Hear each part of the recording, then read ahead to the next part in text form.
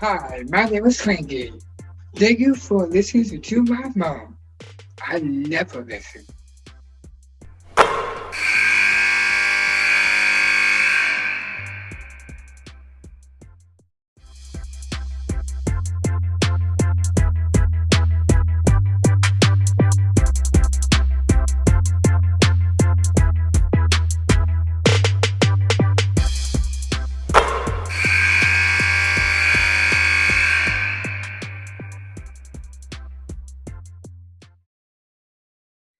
Welcome to Nothing But Net with the head coach of Missouri State, Beth Cunningham. I've known Beth since she was a wee little jump shooter in her driveway many years ago, growing up in the Midwest as a great player at Notre Dame. And then what a brilliant career she's had as a coach and how much influence she's had over so many young women that love to play the game. Beth, welcome to the podcast.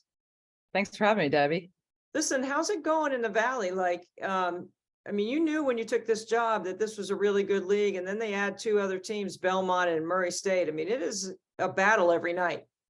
Really, really good league. I've always known it from afar, but to see it firsthand, no question, it's a competitive league, top to bottom. And as you said, you had the new teams that have come in, and certainly they've made their presence known. We were just at Belmont and at Murray State this past weekend, but top to bottom, really, really good players, really good coaches, really good coaching. And, I think the league is going to continue to it's going to be an exciting race to the end. I think, if you look at games across the board, any night, any given night, anybody can beat anybody. And so we've certainly seen that throughout the season so far, with a lot of games left to play. A lot of great games, and you've got a huge weekend coming up where you're going to play Northern Iowa, and you're going to play Drake at home. Northern Iowa's won 4 in a row. Drake's won 3 in a row, and you're right in the thick of things at the top of the race. Yeah, it's a big weekend coming up, but every weekend's a big weekend. Every game is a big game. They all count the same amount. That's the thing I preach to our kids. No matter who you play, they all count the same amount. So, we've got to take it one game at a time, control what we can control. Happy to be playing at home. We obviously are coming off a 3-game road trip, and glad to be back playing at home. But obviously, we'll have our hands full with 2 really good teams coming in. So you mentioned playing at home, and I have a very storied history of my career being in that building, watching some great Missouri State teams play for Cheryl Burnett and, of course, Jackie Stiles. We can't ever talk about Missouri State without bringing up Jackie's name. But when you play in an environment and a venue like that, where people really care and are interested in seeing your team have success, what's that feel like? It's awesome. It's one of the big draws when I was first looking at Missouri State, and to be in a place where women's basketball is really important. It's important in our community. They show up to games when our kids are out in the community, when I'm out in the community. Like, people really care. You can tell that they follow, they notice, they support us. So to be able to have that opportunity for our kids to play in that kind of a home atmosphere every night, it's really special. And it doesn't happen everywhere. I've been enough places and played in enough arenas that you don't take that for granted. And, our kids work really, really hard. So for them to be able to go out and to play in that type of an atmosphere, it's something that you want for them. And we're very appreciative of our fans and the support that we have here. Beth, everywhere you've been a part of winning. You know what winning looks like. I often think about that stretch when you were with Muffet, not just as a player, and you did go to the Final Four, the first team that Notre Dame ever went to the Final Four, but the stretch of 30 straight or 7 straight years where you win 30 games, to go to 4, 5 Final Fours, you play and win the national championship in 2018 as an assistant.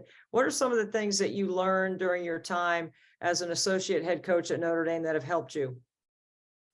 Well, it's funny because as much as we won and as good a teams as we had, winning is really hard, and it's really hard at any level. And, I've always been a big believer in working really, really hard, doing things the right way, and surrounding yourself with great people. And so I've been fortunate to have been on the winning side in a lot of really good programs and along some really good people. But I certainly don't take it for granted. It's really, really hard to win. And, everybody's trying to win every night, and only one team does, so it's something that we work hard at. But again, I think more than anything, what we've really focused on everywhere I've been is just continued growth, just trying to get better every day, trying to maximize potential, maximize the God-given talents that we've been given, and try to collectively be as good as we can. And I've been fortunate to be a part of some really, really great teams and special programs. I think there are times because the season ebbs and flows, right? Where, you got to keep, like you said, you got to have that positive mindset about figuring out how your team can get better. What areas can you work on? And when you're putting your practice plan together, especially now when it feels like it's game, prep for a game, prep for a game, where do you find ways to help your team get better and also keep them fresh and recovered? Well, I think that's one of the most important things, especially at this point in the season. The season is long, and you play on a Thursday night and you turn around, you're playing 36 hours later. So win or lose, you can't get too high, you can't get too low. I think just really trying to simplify it for our kids, especially when we have quick turnarounds, of trying, to pick out the things that's going to really apply to the next game, things that we have to get better at. And, sometimes when you lose a game, you want to go through the entire film and pick it all apart. And even though we do that as coaches, you've got to present the things that are going to be important for the kids. And so it's really trying to simplify it for them. And just most importantly, just trying to have them in the right frame of mind and the right mindset.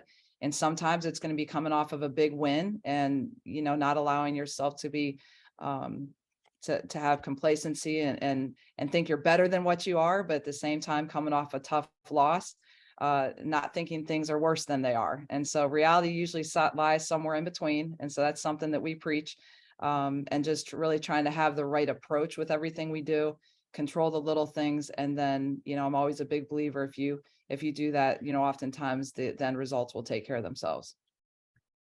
The other thing that you're balancing every day is 4 little kids. I mean, they're not babies, but they're young. And you and Dan, your husband, have incredible rhythm about the way you go about doing things. I think it's amazing to think that in today's climate, right, you can have 4 kids, you can have it all. They can come to practice, they can travel with you, they can go recruiting with you, they can do all these things. And you can still maintain your focus about doing what you need to do in your career. How do you find some sort of rhythm to all that? Because I don't think there's ever a balance. As a mom myself, there's no balance to what we do, but there's a rhythm. And there's a time when I'm sure Dan really steps up, and there's a time where you have to step up. Yeah, no question. I'm fortunate that I have a great support system with my family. Dan has always been a huge support system, has never questioned one time if I need to do something related to my job. And so to have that, not feeling the pressure from that end, and just knowing he's going to do whatever he has to do to help make it work. That's really important. And then I've got 4 kids that are my little bears, my 4 little lady bears. They are bought in. They love the games. They love the team. They love being around it as much as they can. And as you said, as they've gotten a little bit older, it's unfortunate because now I can bring them to a practice. I can bring them on a road trip, and they're a little bit more independent, that I don't have to have somebody else there helping me with them. They'll help the managers. They'll help, do any little things that they can to be a part of it. But certainly it's challenging. I think you've got to be able to multitask and balance things. And I always preach with our team, to focus on what's important now. And so as much as you're always trying to plan things ahead and get them on a good schedule, and I really try to just focus on what's important now. So when I'm with them, that I can be present in the moment. When I walk into the office, I can focus on what I need to in the office. And I'm lucky to have learned how to do some of that with somebody like Muffet McGraw. Obviously saw her son around and her husband around a lot. And certainly you want that balance, but it ebbs and flows, doesn't it? There's no question. There's no, people ask me all the time about balance, and I'm like, there just isn't any balance. It's just the way we live. It's what we do. And thankfully I had the same thing, that, and support, and my boys are great. And they were able to do a lot of things with me that many kids don't get to do with their parents. Speaking of parents, I can't let you go without asking about the influence of your dad, because I'm listening to you talk about how you and Dan are raising your kids, and you're raising them in an athletic environment. And that's exactly the way you were raised.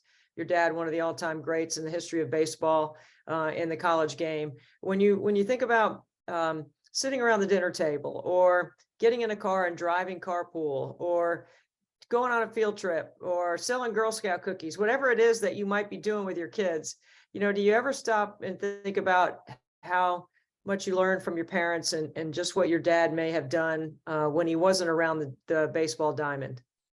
For sure. I mean, obviously they've both been a huge influence in my life. And I always really looked up to both my mom and dad, and what they did for us as kids and what they did for us as our family, and certainly try to emulate a lot of the things that they did, because I thought they were so successful, and just really looked up to them and how they raised 5 kids, and then how they were able to just help us grow and develop into young individuals that can be successful on our own now. And as a parent, you certainly have a different perspective, right? And just so thankful.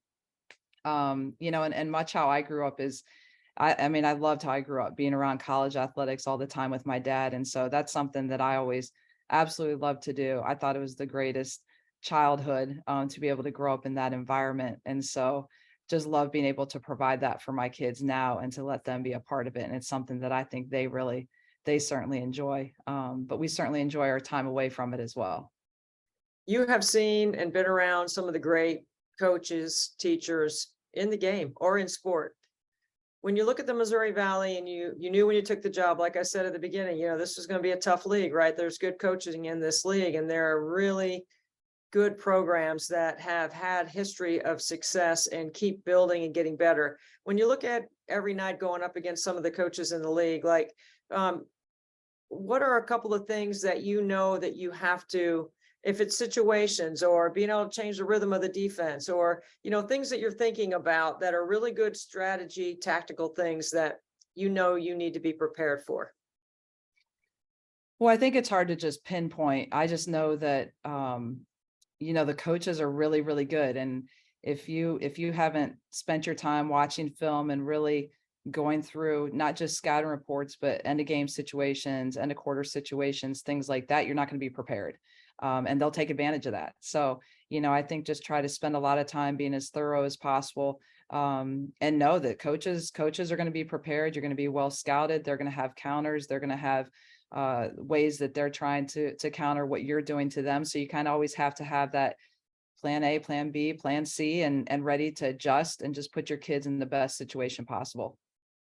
I know you, Beth Cunningham, you got a couple of things in your back pocket for the second half of the league when you see teams a second time, and we'll look forward to watching your success this year. Congratulations on doing such a great job in your first year at Missouri State. Thank you. Appreciate it, Debbie. Thanks for being with us on Nothing But Net. Beth Cunningham, the head coach of Missouri State.